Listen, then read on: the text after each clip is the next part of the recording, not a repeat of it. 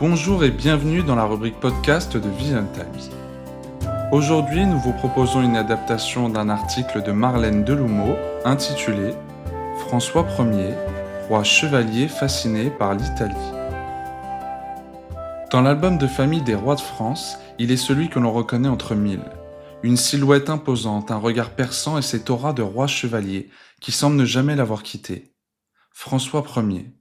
Mais derrière l'armure et le panache se cache un homme dont le cœur battait au rythme d'une passion dévorante, l'Italie.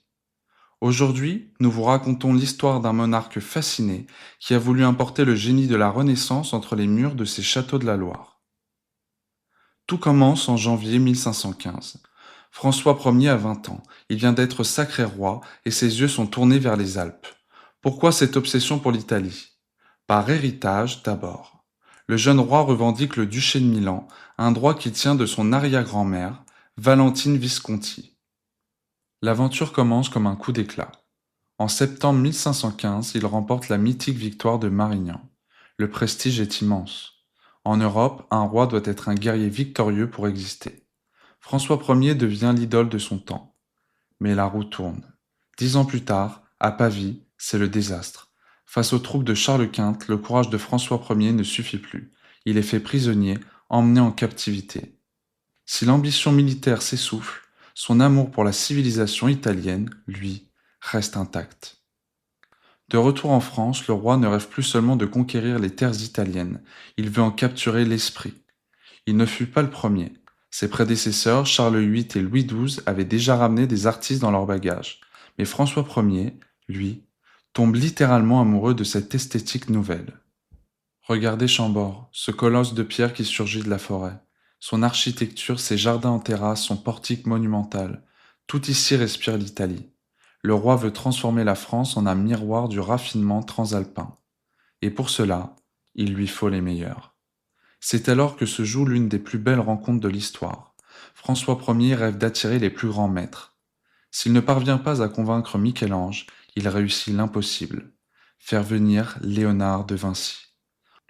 En 1516, le vieux génie de 64 ans traverse les Alpes avec dans ses sacoches 3 tableaux, dont une certaine Joconde.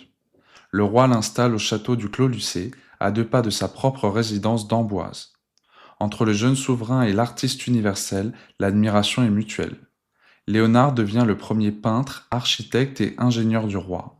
Il organise les fêtes, imagine des machines, dessine l'avenir. Leur complicité dure 3 ans, jusqu'à la mort de Vinci en 1519. La légende veut que Léonard se soit éteint dans les bras du roi. Si la réalité historique est plus nuancée, les mots de François Ier, eux, sont restés.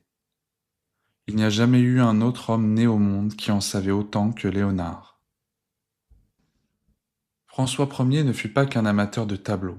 On l'appelait aussi le père des lettres.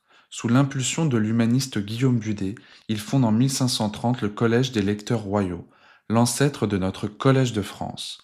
Il enrichit la bibliothèque de Fontainebleau, noyau de ce qui deviendra la Bibliothèque nationale. En mêlant la bravoure du chevalier à la curiosité de l'humaniste, François Ier a fait plus que régner. Il a ouvert les fenêtres de la France sur la lumière de la Renaissance. Un héritage qui, aujourd'hui encore, continue de rayonner à travers les couloirs de nos musées et les silhouettes de nos châteaux.